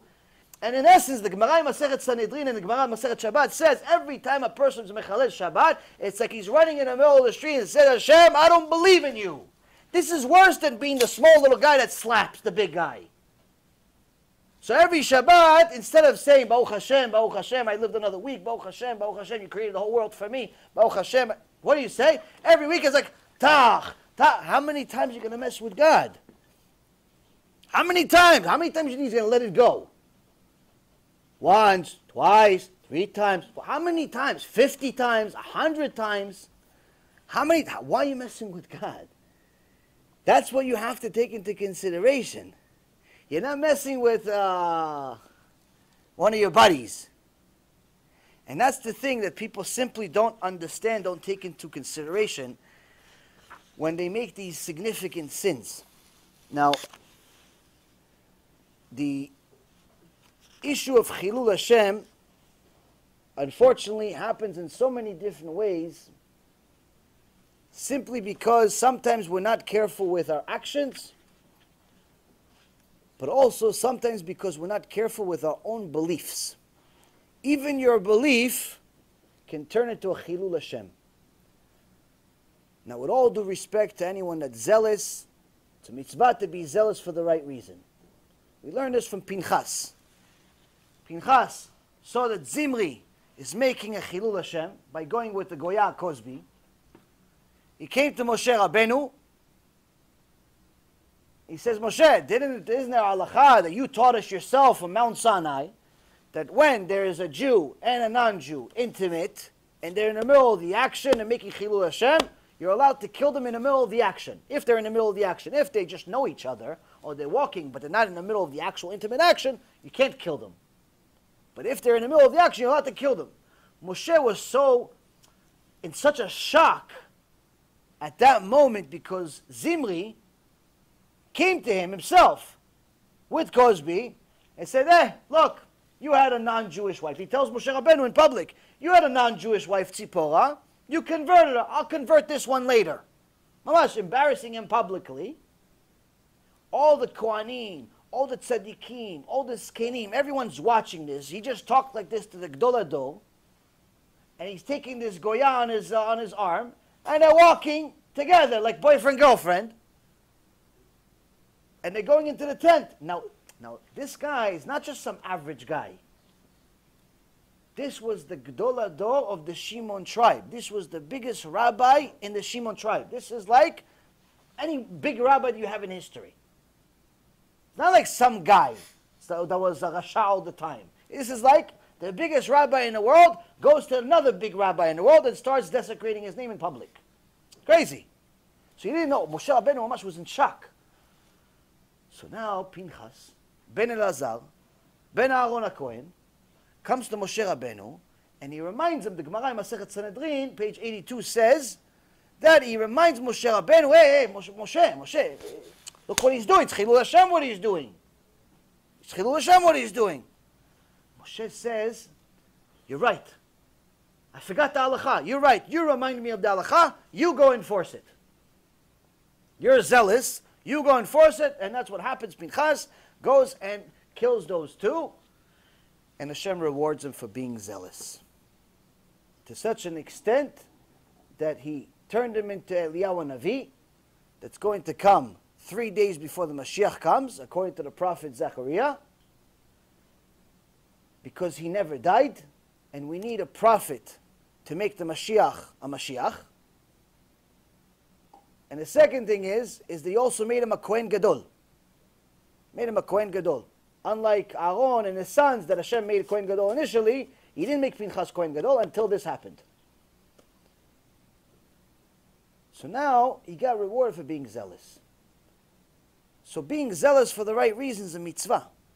Alvai Alenu to be really zealous. To see a Mechalot Shabbat and say something. To see a person going out with a non-Jew and say something. Not kill anybody, chas v'shalom, but say something. At least tell the guy, listen, why don't you come to the shiur? Give the guy a CD. Send the guy, give me your email address, let me send you something. Just do something. Show some signs of life, like you actually care, that the guy is going against Hashem, that you care about him even. Alvai, we are zealous like that. Somebody says something. So now, to be zealous is good. But if you're zealous for the wrong reason, or you're zealous in the wrong way, not only is it not a mitzvah, it's an averah that could technically turn into Chillul Hashem. Now, everyone thinks that their rabbi is great. If he wasn't great, he wouldn't be a rabbi. Everyone thinks their rabbi is great. I personally think my rabbi is the best rabbi in the world. You want to debate? I'll debate you for as long as you want. He's the best rabbi in the world. And I'm sure you think your rabbi is the best in the world. Everyone thinks their rabbi is the best in the world. It's very easy to think that your rabbi is Mashiach. Very easy. I understand it. I'm telling you. If Hashem asks me who should be Mashiach, I say, oh, my rabbi should be Mashiach. No questions asked. Well, don't ask me, oh no, maybe I should. No, I already know the answer. He should be Mashiach. Hashem's not going to ask me. That's why he hasn't asked me. So now, it's very easy to love, if you're connected to your rabbi, it's very easy to love him. It's very easy to honor him. It's very easy if you have a connection with your rabbi. If you don't have a connection with your rabbi, you have to get yourself a rabbi. Say l'charav. Now, in the Chassidut, the Gaon Mivilna had a problem with Chassidut. And he wasn't the only one. There were many other major Chachamim that had a major problem with Chassidut to such an extent that some of them said, like the Vilna Gaon said, that they are the closest form, they're the closest religion to Judaism. And he was talking about Breslev and Chabad and other Chassidut that were around at that time.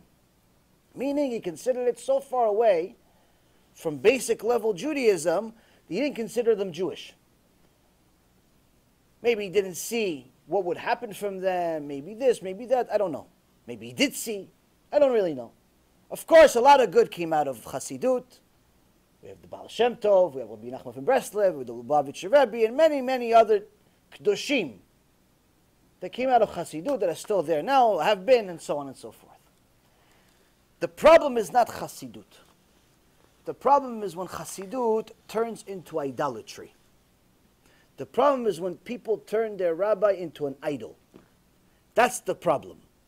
Because that not only is the obvious sin of idol worshipping, you're not allowed to worship your rabbi, it doesn't matter even if he's Moshe Rabbeinu. That's why Hashem did not tell us where he buried Moshe Rabbeinu, because he knew that people would worship his grave. They would go to his grave and start praying to him instead of to Hashem.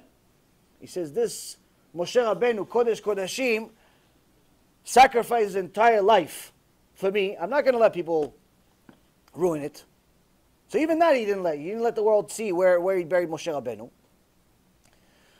But the rest of the Chachamim, for the most part, we know where they're buried, we know where they are. For example, Or Chaim, you go to the Ar HaZeitim in Yerushalayim, near Yerushalayim over there, the old city. That's where he's buried. You go to his grave. As many people go there every year. Arizal, the Ramchal. There's even a cave of where is the last site that Eliyahu Navi was seen. Not that he was buried because he never died. There's even a cave that we went to one time in Israel of where Eliyahu Navi was at one point. And people pray there all day, all the time. Going to the graves, by default, according to the Rambam, you shouldn't do. But there is another dot, there's another opinion that there is something good that can come out of it. If you know how to do it the right way, meaning you're praying to Hashem at the grave, not praying to the tzaddik. You're not praying to the tzaddik. You're not praying to the person that died. You're praying to Hashem. The problem is that people sometimes fall in love with their rabbi so much that they turn him into an idol. And this, unfortunately, I don't think has been as bad in history more than it is now, at least not to my knowledge, the limited that it is. Two incidents that have happened just in the last few days, to me personally, that I saw, are as follows. One, I saw this today. This was an announcement. It needs to be said, because people need to understand that there's a problem. Biggest part of the problem is we don't talk about it. You just, behave like it doesn't exist. The guy has cancer, but you pretend it's a headache. apparently they announced in Chabad at 770 in New York, they put a public announcement on Sunday, April 29th, the 15th of Iyar, and they said, מחר בערב לא יקבל האדמו"ר מלך המשיח שליטה את הקהל ליחידות כפי שתוכנן עקוב. I'll just say it in English. Tomorrow, they're saying this is on Sunday. Think tomorrow, the Melech Mashiach, the Rebbe, the Lubavitcher Rebbe, is not going to be able to accept the congregation that comes to visit him every day because he doesn't feel well. He doesn't feel well, so he's not going to accept any people that are visiting, any of the visitors. But he will be at the events the following day for the bar mitzvot and the weddings and all the other events. He'll be there. Well, by then he should feel better. Now, if anyone has been sleeping under a rock for the last 30 years, the Rebbe died almost 30 years ago, 20-something years ago. He's not alive. He died. Everyone knows this. But apparently, they fell in love with the Rebbe to such an extent that they forget about the fact that they said that he's a Mashiach was already a problem to begin with. To say that the Rebbe is Mashiach, he's Mashiach, okay, whatever, you want to say whatever you want. There's levels of crazy. But to say he's still alive and he's not going to accept people because he doesn't feel well, this is a new level of crazy, Rabotai. This is something wrong in the water.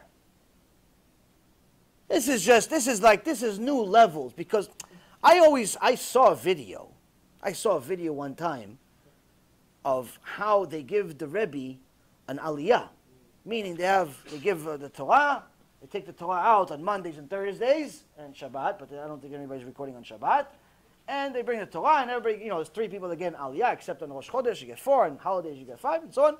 Point is, they give an aliyah to the Rebbe. Now, one time somebody that knows my rabbi, he's a Chabadnik, he went there, but he's an Ish Emet. And he saw they're giving an aliyah to someone that doesn't exist. He died. He sees they're giving an aliyah. He's like, oh, Morenu, Rabbeinu, Melech Mashiach, and everybody's dancing, and and everybody's like looking as if he's walking down the aisle. Now he's watching this whole fiasco, and there's something wrong here, but okay, he doesn't say anything. But then he sees they're giving him an aliyah. So he says, he's got a little fire in him. He says, why don't you give him the agba'ah too? Why don't you have him lift the Sefer Torah also? They threw him out. They threw him out of the shul. I guess maybe it's a little heavy, I don't know. The point is, Rabotai, there's a new level of crazy in the world. I understand people love him. I understand he was a tzaddik.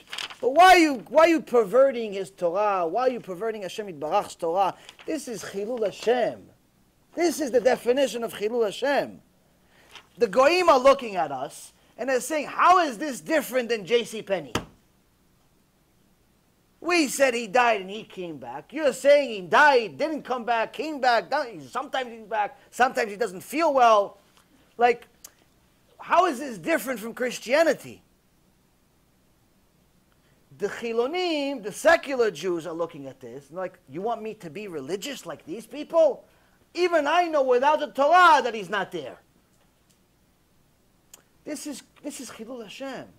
Now, Baruch Hashem, this was publicized by who? By a Chabadnik. That is a Ish Emet, that's a real Chabadnik, and it's not crazy. And he says, even the Meshichistim have gone to a new level. The people that are, turn them into a Mashiach, even they are going to a new level of crazy. The fact that they've turned him into a Mashiach already is something that's a problem, but whatever, it's not kfira gemura. It's not complete heresy, it's just crazy. But now to say that he can't see people because he's sick, and he's going to come back tomorrow to the bar mitzvah, you've turned into an imaginary friend, you've involved everybody else, like a little kid, a 5-year-old kid that has an imaginary friend, and he's forcing you to play with him too. Something's wrong here. If you're his parent, okay, maybe you're going to play with him for a little while until he goes away. But you're now going to force your neighbors and the teachers and the principals. They're going to put you in the cuckoo house. But this is Chillul Hashem. This is Chillul Hashem. And this is something we have to speak about. Why? Because we have to understand that just because somebody says he's Chabad, doesn't mean he's Chabad. If he is one of these people, I don't care if he has the Rebbe's face tattooed to his forehead. It does not make them Chabad. Chabad is a Chassidut that worries about Kvod Hashem, that worries about the honor of Hashem. The honor of Hashem means the honor of the Torah, following the Torah, not following some person, even if the person is a tzaddik. You don't desecrate Hashem's name to honor a person. You don't violate Hashem's Torah to honor the rabbi. Just one thing cannot be. It cannot be, even if Moshe Rabbeinu comes and says, listen guys, I'm going to give you a new Torah. We cannot accept it. There's no new Torah. So, real Chassidut means you're doing above the definition of it. According to the Torah, definition of Chassidut means that you're doing above and beyond halacha, above and beyond the law. If, let's say, for example, Shabbat is 25 hours, you keep 26. That's Chassidut. If technically you're allowed to wear as a man, you're allowed to technically, according to halacha, wear a t-shirt. But you want to be a chassid and you want to be modest as can be, you're always going to wear a long sleeve shirt. Doesn't necessarily need to be a dress shirt or whatever it is. You want to be tzanua, you want to be modest as a man, you're always going to wear a long sleeve shirt. That is a small form of chassidut. And so on and so forth. Now these are not obligations, this is extra. You want to do extra, good for you. You don't want to do extra, it's fine. Point being, that's Chassidut. Chassidut is above and beyond the law. And of course, it means working on your midot. If Hashem says, don't be angry to the average person, that means that you, not only are not angry, you're happy. Meaning you're going from the complete opposite extent. You're an extremist, but to the good. If Hashem says, be generous, you're overly generous. You're above and beyond. You mesirut nefesh. You sacrifice yourself. Now, the other very famous Chassidut that's confused all the time is Breslev. We're sitting here in Breslev. We're learning here in Breslev because Rabbi Nachman Breslev was Kodesh Kodashim. But unfortunately, some people that call themselves Breslevers are crazy. They're not Breslevers. They just call themselves that. They just wear a costume. So just the other day, somebody sent me a letter and said to me, listen, all the stuff that you're doing is good, but realistically in this generation, all you have to worry about is one thing. I said, Baruch Hashem, the whole Torah in one law? Shtabach Shemo La'ad. Why? You made it easy for me. So what's this law? He says, all you need to believe is that Rabbi Nachman was the Gilgul, was the reincarnation of Moshe Rabbeinu, and that's it, everything is good. I said, Shem Erachem, you're taking Rabbi Nachman, you're taking Moshe Rabbeinu, you're taking the Torah, you put it all in the garbage.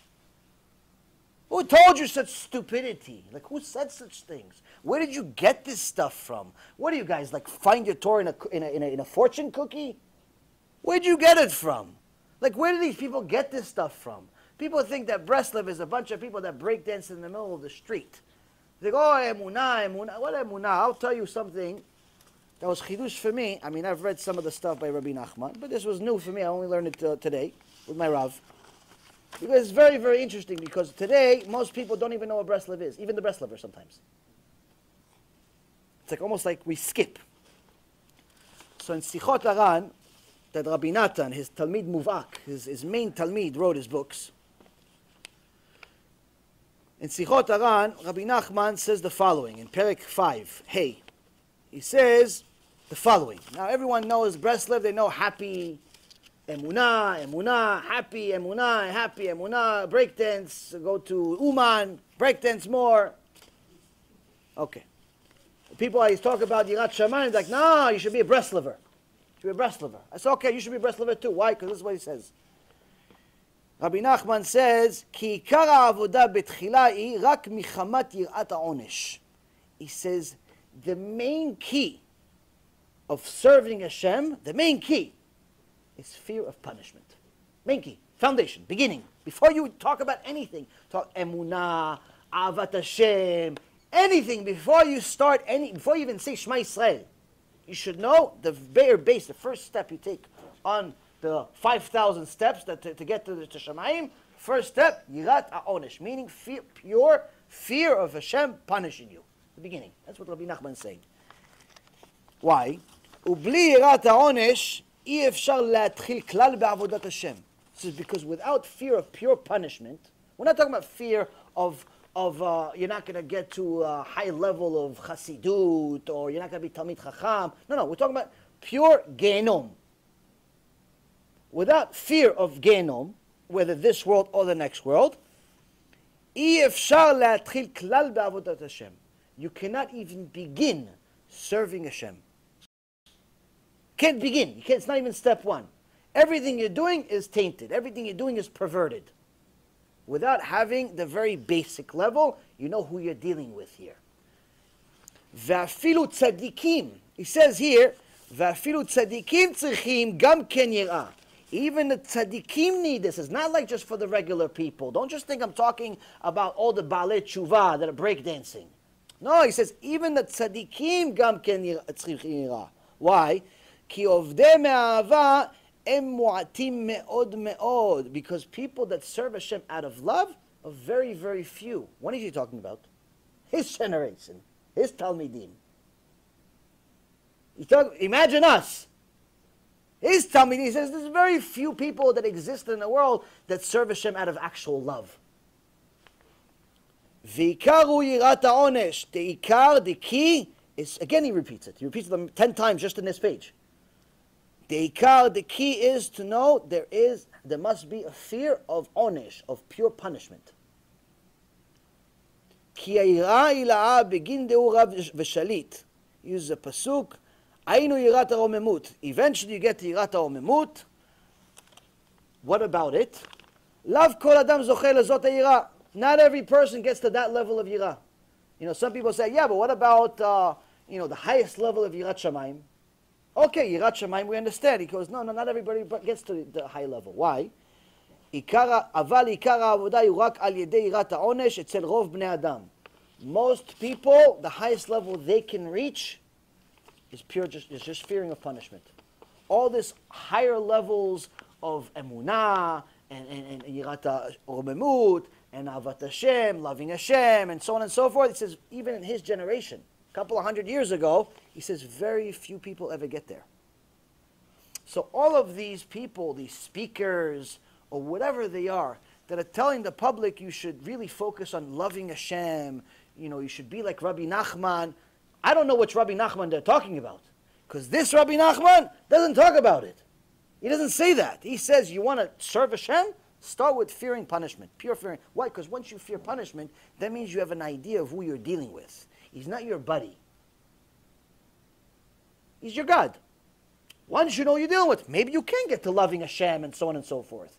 But don't think that loving Hashem is the standard. Because even he says, most people, it's completely not relevant to them. And he continues. Why? היינו אחר תאוות רעות של העולם הזה, רחמנא ליצלן, רק מחמת יראת העונש, הוא שובר תאוותו ונכנס בדרכי השם. He says, why is yirat Hashem? Why is fear of the punishment critical? It's the only thing that can break a person's ta'avot, a person's desires, and gets him to go in the way of Hashem. Meaning, the only way that a person can begin their tshuva is pure fear. Fear of bad things happening. It could be bad things in this world, like losing money, losing health, losing wife, losing kids, losing whatever you want. Or it's if you could relate to losing something in the next world. The point is, that fear is the only way to start tshuva. This is from who? Rabbi Nachman. Not from Yaron Reuven. They didn't ask me before they wrote this. And it continues, you could see it yourself. The point is that today, there's a lot of confusion when you're taking these holy rabbis' Torah, and you're perverting it in so many different ways. It eventually becomes idolatry, it becomes something else. And realistically, most of those people, they don't know what they said. They don't learn anything. You ask some of these people anything about Parashat Shavua, anything about Gemara, anything, they don't know anything. They just know Rebbe. They know things that are superficial. The Rebbe said this, and most of the time the Rebbe didn't say anything of what they're saying. So it's very important to know what's the difference between tameh and ta'or, because if a person is taking his zealousness for his rabbi, and he loves his rabbi so much, too far, he could literally turn his mitzvah into a Chillul Hashem. And that's a very, very difficult problem to have when we arrive at Shamayim after 120. To arrive with a tank full of Chillul Hashem is a serious, serious problem. Now, the key that most have a tough time understanding is that Hashem judges us for every single thing. And here, the Chachamim used the pasuk in Gemara Bava Kama, page 58. They used the pasuk in Parashat Ha'azinu, chapter 32, verse 4.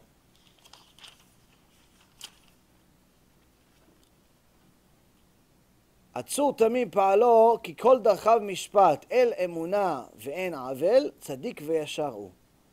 The rock, meaning Hashem, perfect is his work, for all of his paths are justice. A God of faith without iniquity, righteous and fair is he. This pasuk is what the Chachamim use in multiple places as the source for why no one in their right mind should ever think that Hashem will let go of even a single sin. Smallest sin. Don't ever think that Hashem, oh, this one, I'll just let it go. Now, this is not to depress anyone or get anyone to have an anxiety attack. This is to clearly let us know what we're dealing with. And to know that we have to do tshuva. No one has a free, get out of jail free card. Everyone has to do tshuva for something. Something you may have done 20 years ago, something you may have done 20 minutes ago. The point is, all of us have work to do. And that's what Or Yisrael, Rabbi Yisrael Misalant explains to us in Or Yisrael. And he says, if you're alive, that means Hashem wants you to do tshuva. Yeah, but what do you mean? I'm a big rabbi. Exactly. You have to do tshuva. What do you mean? I just started. Exactly. You have to do tshuva. What do you mean? I'm a female. Exactly. You have to do tshuva. What do you mean? I'm a young kid. I just got bar mitzvah. Exactly. You have to do tshuva. What do you mean? I'm a non-Jew. Exactly. You have to do tshuva. If you're alive, you have to do tshuva. If you're alive, you have to do tshuva. If you didn't have to do tshuva, or you got to such a point where you can't do tshuva, Hashem sees the road, he sees this person is not going to do tshuva. Then he transfers you to a different department. But this is the important thing. This is the source. There's no, this is what Yaron Reuven said. This is Gemara. This is our oral Torah. It's important to know, because some of these things that we take into, if we take them into consideration, we realize that it's a big weight to carry without asking what's in the bag. What's in the bag? I need to know what's in the bag before I continue carrying it. Before I continue doing this, I have to understand what's in it. Is it cocaine, I'm going to get arrested, or is it fruits and vegetables? I need to ask myself, what's in the bag? Now, if a person follows Darkei Hashem, follows what Hashem Yitbarach and his holy rabbis said to do, then he can get to real emunah. Now, what does it mean to get to real emunah? People love to talk about emunah. And the Torah mentions emunah, but we can only get to emunah on a certain path. In our tefillah every day, we have a pasuk from Parashat Beshalach, where after Am Yisrael crossed the ocean, the Sea of Reeds, they saw the Egyptians drown, and they were amazed. And we read this in our tefillah, וירא ישראל את היד הגדולה אשר עשה אדוני במצרים, ויראו העם את אדוני, ויאמינו באדוני ובמשה עבדו. Here this is a pasuk in the Torah, Parashat Beshalach, chapter, book of Exodus, Shmot, chapter 14, verse 31. It says, Israel saw the great hand that Hashem inflicted upon Egypt, and the people feared Hashem, and they had emunah in Hashem and in Moses his servant. They had faith in Hashem and Moses the servant. So here we see that this is not only an event that took place, because Chas v'Shalom, the Torah is not a history book, but it's also an instruction manual of how to get to Emunah. And after this, I'm going to tell you a story. It was worth not only coming, it was worth being born for, to hear this story. And then you guys go to sleep. Hashem Yitbarach is telling you the following. Am Yisrael, that was Dora De'ah, that was a generation of knowledge that saw all the plagues that happened in Egypt. They saw the water turn to blood. They saw the frogs coming, size of a dinosaur and a little frog going in the nest. All these crazy things that are technically against nature. Still had a problem with Emunah when they got to the Sea of Reeds. Still had a safek. Some of their neighbors had such a safek, they stayed in Egypt and Hashem killed them. The ones that left, the best of them, still had some doubts. They had some doubts. But after they crossed the Sea of Reeds and Hashem split the ocean into 12, as the Rambam explains, each tribe in one tunnel, and they saw that all the Egyptians died and all the Jews survived and so on, then it says they saw, at that point, they saw the hand of Hashem and how he inflicted Egypt. They saw that he inflicted Egypt and not the Jews, meaning they saw this is miraculous. But miraculous to the point where we know it's not just nature, it's for us. It's catered, it's custom catered for us. Custom designed for us. And then it says, and the people revered Hashem, they feared Hashem. And then they had Emunah in Hashem and Moses the servant. Why? He says, first a person needs to know who he's dealing with. Who's the hand that's spinning the globe?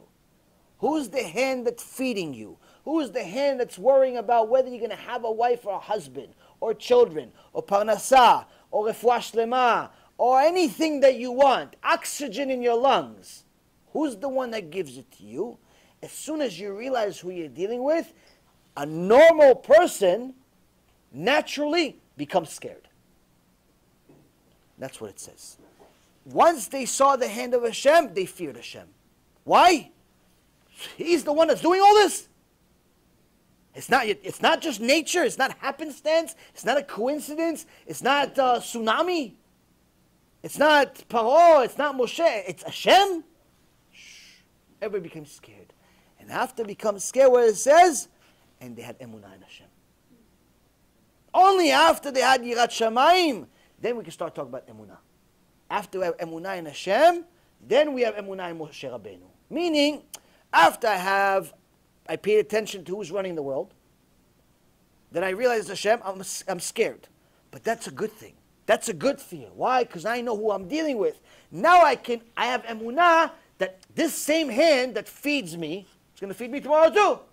Why not? If he fed me today, why should I worry about tomorrow? And that's what Rabbi Eliezer ben Horkonos in Gemara Masechet Brachot says. A person that has food today, but asks, what will I eat tomorrow? That's a person with a small emunah. Small emunah. He doesn't have really emunah. Why? If you had today, why are you worrying about tomorrow? If you understood that the food that you got today came from the same hand, came from the same Hashem, why are you worrying about tomorrow? So, Rabbi Noam Elimelech Mijinsk said a pirush on the pasuk in Parashat Behar, chapter 25, verse 20, commentary. He says a person that has emunah, has real emunah in Hashem, doesn't question Hashem. Doesn't question Hashem, doesn't question where's the blessing going to come from, what will I eat tomorrow, what will my retirement look like, what will this, he doesn't question Hashem. He goes, okay, this is Ratzon Hashem, okay, that's what's going to happen. Yeah, but you have a problem. That's Ratzon Hashem. That's the will of Hashem. The problem is what Hashem wants. There's a reason for it. A person that has full emunah, real emunah, not emunah that you have a sticker on your bumper sticker. You don't have a sticker on, it's not that. Emunah, you really have emunah. He doesn't question Hashem. Doesn't question Hashem. Why? He knows everything is from Hashem. The good, the bad, whatever it is, all from Hashem. But as soon as a person has this, got to such a level, He said, Baruch Hashem, Baruch Hashem, Bezat Hashem, Bezat Hashem. He's constantly always talking about Hashem. But then Hashem gives him a test. All of a sudden, there's no food in the fridge. All of a sudden, there's no money in the bank. All of a sudden, the IRS sees his account. All of a sudden, there's a problem. And he doesn't say the same Baruch Hashem. He says different. He says, why did you do this to me, Hashem? Instead of Baruch Hashem, it's why Hashem. How many times did we ask just today, why Hashem? Today, not just the last week, not just our lifetime, just today, why Hashem, why? We always ask, why Hashem? Rabbi Melech says, as soon as he asks why Hashem, he ruins his bracha. The bracha that he got to, the high level that he got to with emunah, and Hashem was giving it to him, giving it to him, and finally he gave him the test, and he failed it, he failed it by saying, I'm going to go worship an idol, I'm going to become a Christian. No, he simply asked this tiny question, why is Hashem doing this to me? He ruined his bracha. Doesn't mean that he ruined his rasha. Just means that the high level of bracha, of blessing that he had, you have to start again. We fell down. We have to rebuild again. And that's why he has to take on a big mitzvah at that point to do teshuva.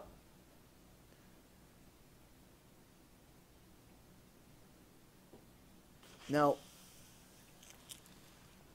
it says, Tamim tiyeh im Hashem. It says you have to be complete with Hashem. You have to be simple with Hashem. The simpler you are with Hashem, the better your life is going to be. Now, part of what Be'ezrat Hashem does, our organization, is not just go give lectures for free, give out CDs, give out a shir yatzar, buy you guys lunch once in a while. Baruch Hashem, there's a lot of other chasadim that are behind the scenes. Now, the only reason I'm telling you this story is for toilet. So we learn something from him. And also because it's a mitzvah to sanctify Hashem's name. And apparently it only happened because we have this mishnah. Because I can't justify any other reason. Not that I know anything, but apparently this is what it means. You guys have some schuyot, so Hashem wanted to give me a personal lesson just for you. So, one of the upsides of doing KIRUV and speaking to people publicly and so on is you get to meet a lot of people. Different places around the world. I have some people from Australia to the United States, from corner to corner. And people send you letters and emails and text messages and pictures and so on of their teshuva stories. Sometimes they were always religious, but now they became better. Sometimes they were completely atheists and they became religious. But you have wonderful stories that you see. This is the end. This is the fuel that keeps you going, because the vast majority of the job is not that. The vast majority of the job is dealing with problems. But problems, like problems that you don't even want your enemies to have. All types of problems. Because one of the things when you speak publicly, people reach out to you, and for the most part, people don't just tell you good news, they tell you bad news. This happened, that happened. Anyone that's a part of our Tehillim group, almost every other day we have another person added to the list that we're praying for that has Shem Erachem, what kind of disease, cancer, this, that, Shem Erachem, people are dying, drowning, all types of horrible things that are happening to Am Yisrael every day. We have a whole group of people that read the entire Sefer Tehillim on a regular basis for a refuah shlema of strangers. Why? Because that's what you're supposed to do. So you hear a lot of bad news. A lot of bad news. And you try to pray for people. You try to help people. Once in a while, Hashem gives you a mitzvah that's easy. Do a prayer, read Tehillim for some stranger. Okay, so you read Tehillim. You took the Sefer Tehillim, you read Tehillim for 30 seconds, 2 minutes, 3 minutes. You did a mitzvah. Chazak u'baruch. It's an easy mitzvah. If you know the person, it's even easier. Sometimes he gives you a harder mitzvah. Mitzvah that's difficult for you. Mitzvah that hurts you a little bit. For most people today, it's money. People are willing to do anything for money. There's one guy I know. He asked me about wasting seed. I told him, according to the Arizal, you have to fast 84 times every time you wasted seed. And if you're an average male in the world today, you did it more than once in your life. He said, okay, fine, I'd rather fast 84 times than give because the other way to do teshuva is to give 84 meals as tzedakah for each time. Meaning, if let's say an average meal cost, I don't know, $5, It means you have to give $420 every time you wasted seed. Well, you can't give it all at once. You give it once a month, once a week. Depends on your finances. The point is, no, this is outside of tzedakah. This is pure tshuva for wasting seed. But the point... Is this fasting at night too? Like throughout the day and the night? Or just not when you're sleeping. When you're sleeping at night, it's not considered a fast. Sleeping during the day. But the point is, Rabotai, some people love their money so much. The guy told me that he'd rather fast 84 times for the rest of his life than give money. He has the money. He just doesn't want to give it. He loves his money so much, he'd rather keep the money and fast the rest of his life and suffer. Such people, some people are sick. But anyway, Baruch Hashem, part of the schut that we have, part of the merit that we have is sometimes people have money issues. And they come, they ask for help. And if we can help, we help. We're not Rockefeller. We don't have millions. We're not the Red Cross or one of these billion-dollar organizations. But if I have a few dollars to give somebody, I don't care. It doesn't make a difference to my life. If I can help somebody, Baruch Hashem, it's good. But something happened in the last 24 hours to show how what Rabbi Elimelech says is not only true, it's valid today. Yesterday, somebody came to me and told me they have an issue, serious problems, a lot of debt, a lot of this, a lot of that. Now, I'm not Social Security office. Okay, you have debt. Okay, you're paid over time. Sometimes you ask questions. Why do you have debt? Why do you have a gambling problem? You have a this problem, you have a that problem. And then also you start asking yourself, oh, can I even help this person? It's not like we have that much. Okay, what am I giving him? If I give him $100, is it really going to help him? If I give him $1,000, is it really going to help him? Like, what kind of problem does he have? Can I even help this person? Because if a person has $1 million in debt, me giving him $50 is not going to help him. It's better if I give him advice.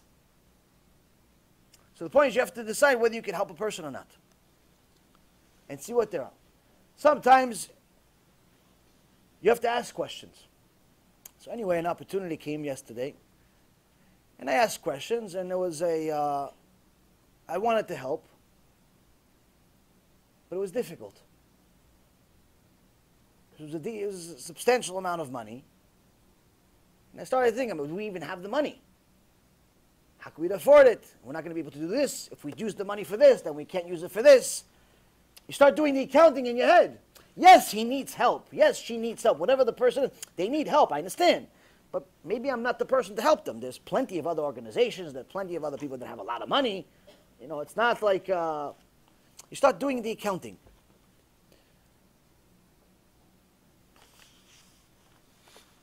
And you ask questions.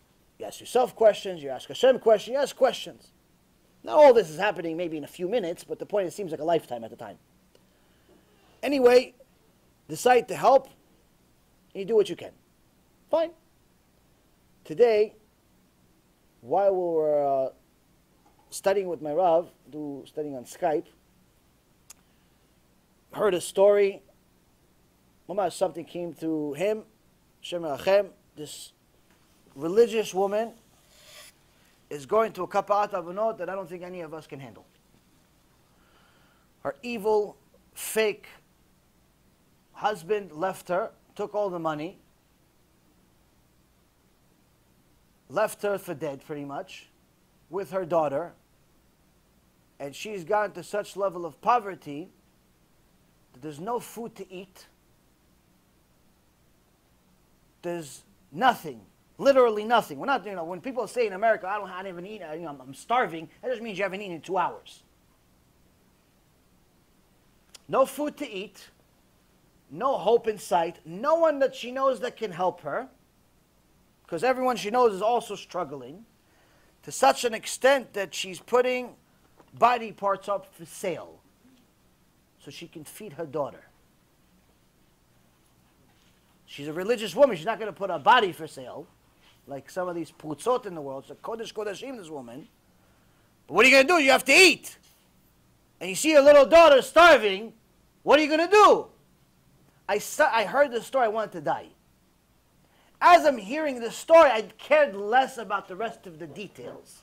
I cared less about if we have money in the bank. I cared less about whether we could afford it. I cared less about who, what. I didn't even care what her name was.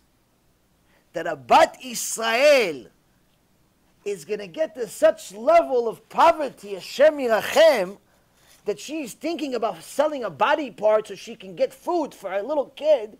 I'm thinking to myself, this is insane. I started press buy, just send money.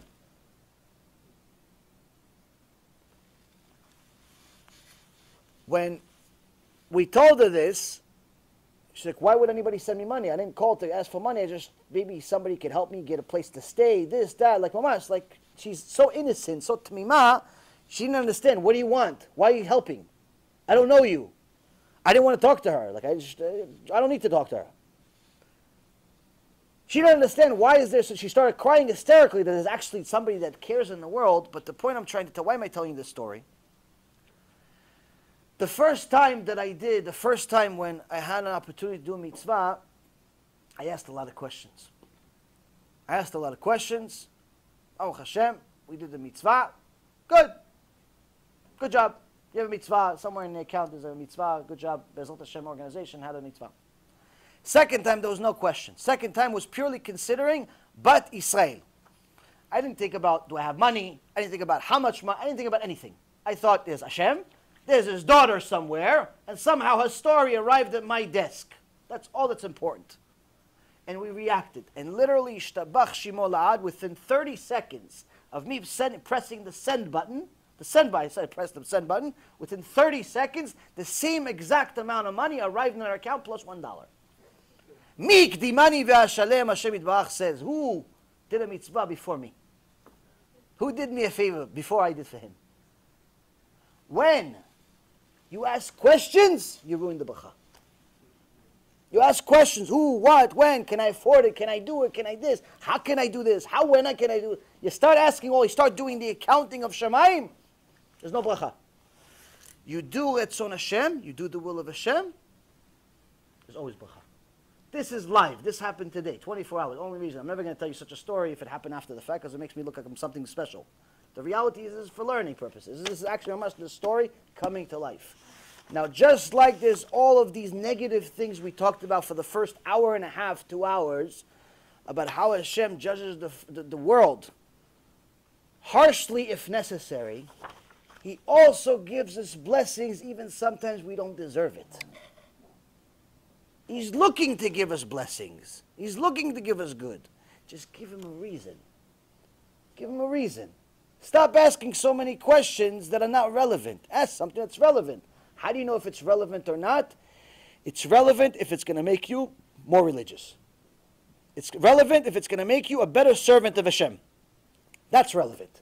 If it's just a general question, just to know, when did we start officially reading Parashat Shavua? Yeah, it's a good question, but if your whole life is dependent on when we started reading Parashat Shavua, that means you're really looking for a way out. If you're asking a lot of irrelevant questions, and that's everything is, I'm only going to start doing this when I know all the answers, then Hashem is going to say, okay, I'll give you the answers for a private lesson. Come. Hashem says to the prophet Jeremiah, to the prophet Iyov, who came before me and did a mitzvah, did a favor for me, and I'll pay him back right now. Once in a while, you get lucky, you do a mitzvah 30 seconds before he paid you back.